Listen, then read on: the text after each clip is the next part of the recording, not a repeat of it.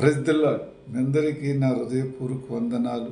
మీరందరూ సంతోషంగా ఉన్నారని, మన ప్రభు మనలందరినీ ప్రేమించి తన కృపలో తన మహిమలో ప్రతి కుటుంబం పైన ఆయన ప్రేమ కుమ్మరించబడి మీరందరూ ఆశీర్వదింపబడుతున్నారని నూతనమైన వాగ్దానముతో అనుదినము సంతోషిస్తున్నామే కదా.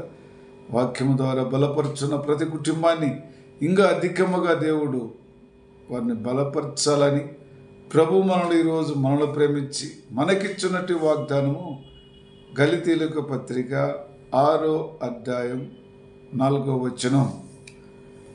ప్రతివాడును తను చేయు పనిని పరీక్షించువలెను.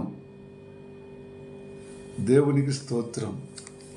ప్రతివాడు తను చేయుచున్న పనిని పరీక్షించుకోవాలి.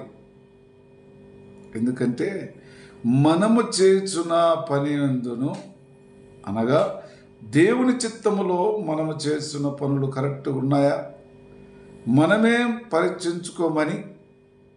పరిశోధించుకోవాలనని ప్రభు మనకు తెలియపరుస్తున్నాడు. ప్రభు చిత్తములో మనము ఏ విధమైన శోధనలో ఉంటున్నామా, దేవుని చిత్తములో ఉంటున్నామా అనేది ప్రతివాడును పరీక్షించుకోవలెను. కాబట్టి ప్రభు అంటున్న మాటలను బట్టి చూసినట్లయితే అప్పుడు ఇతరులను బట్టి కాక తనను తానే పరీక్షించుకోవాలను. ఇతరులను బట్టి మనం పరీక్షిస్తాం జాస్తి కాదు, కానీ తనను తానే పరీక్షించుకోమని ప్రభు ఈరోజు మనతోనే మాట్లాడుతున్నాడు కదా. ఇతరులకు చెప్పుటకు ముందు, ఇతరులు కంట్లో నలుసును చూపించే ముందు మన కంటిలో నలుసును మనమే పరిశోధించుకొని తీసుకుంటే అది దేవుని చాలా ఇష్టమైన మాట. ఇతరులకి తీర్మానం చేయటానికి చెప్పటానికి కాదు, కానీ మనల్ని పరీక్షించుకోవలేను. మన కంటిలో ఉన్న నలుసును మనమే తీసుకోవలను.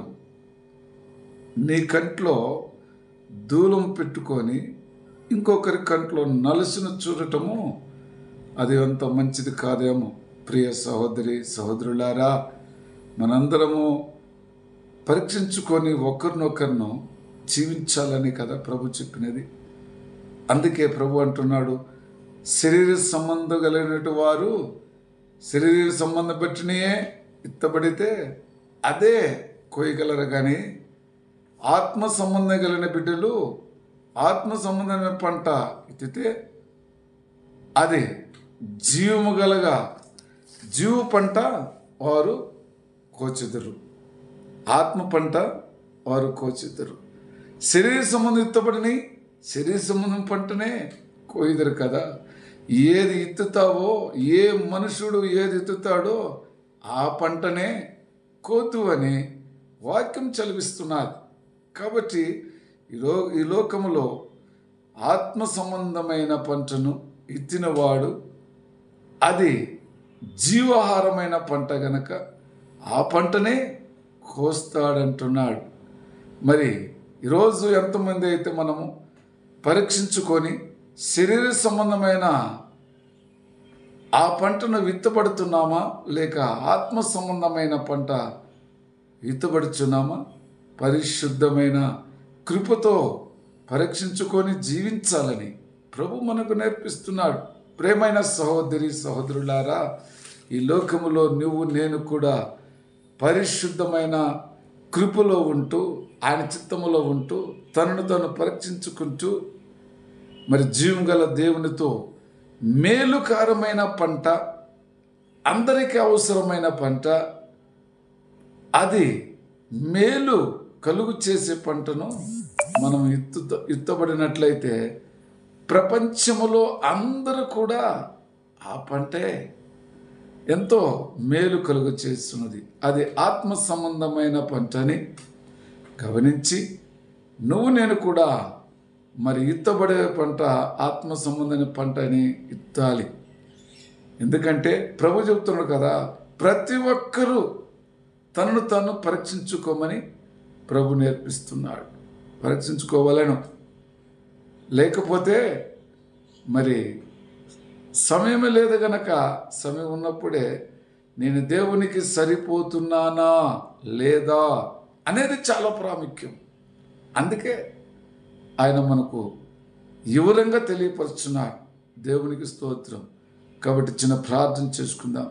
ప్రేమ కృపాజ్యం గల తండ్రి, పరిశుద్ధుడా, నాయన ఆత్మ సంబంధమైన పంట విత్తబడి అనేక జనులు తండ్రి ఫలించులాగా, అనేక జనులకు వెలుగు చూపించులాగా మేము బ్రతకటానికి సాయం దయచే తండ్రి. మమ్మల్ని తండ్రి మేము పరీక్షించుకొని జీవించటమే ఎంతో మేలు గనక నా ప్రభా, ఇతరులకు మేలుకారంగా బ్రతకటమే శరీర సంబంధమైన పంట కాక నాన్న, ఆత్మ సంబంధమైన పంట విత్తి మీ నామానికి ఘనత మహిమ కలిగినట్టుగా జీవించే కృప ప్రతి బిడ్డకు సహాయం దయచేయమని యేసుక్రీస్తు నామములో ప్రార్థిస్తున్నాను తండ్రి. ఆమేన్.